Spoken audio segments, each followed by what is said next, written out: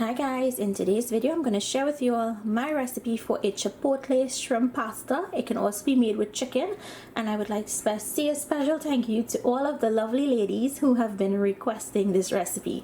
So let me dive straight into the recipe and let me show you how it's done. Very easy to put together, and please leave me your comments if you try this recipe.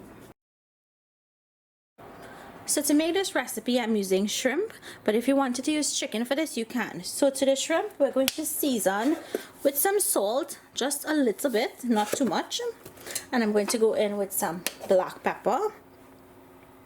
I'm going to go in with some all-purpose seasoning, and I like using the Goya adobo brand. Now this does contain salt, so if you wanted to omit the salt that we put in first you can do that. And I'm going to go in with a little bit of soy sauce. And we're going to mix this and allow it to marinate for about 10 minutes.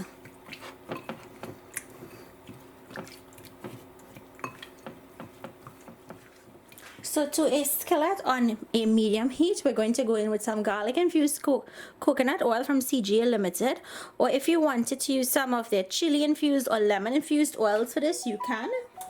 So to the hot oil I'm going to go in with some onions. You just want to saute that until it's tender.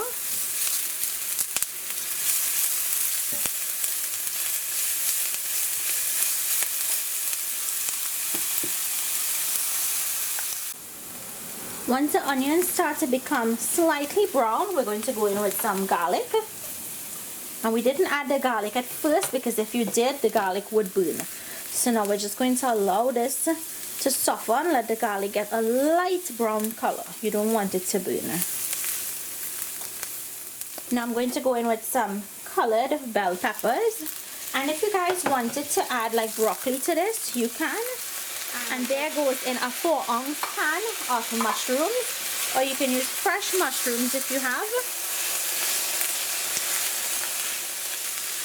We're going to lightly season with some of that all-purpose seasoning again. Give that a mix. So after you've mixed that in, you're going to go in with your shrimp or your chicken. And the main ingredient in this dish is this chipotle peppers in adobo sauce, and this is what it looks like in the tin. So I'm using half of the tin, the peppers and the sauce, and it's not a spicy pepper. To me it's a very smoky and it's full of tons of flavor. So just add that in, and you want to give this a mix. Now we're going to allow this to cook until the shrimp is halfway cooked. Okay, now that the sauce in there has started to thicken, we're going to go in with some heavy whipping cream. And guys, you do need the whipping cream for this dish.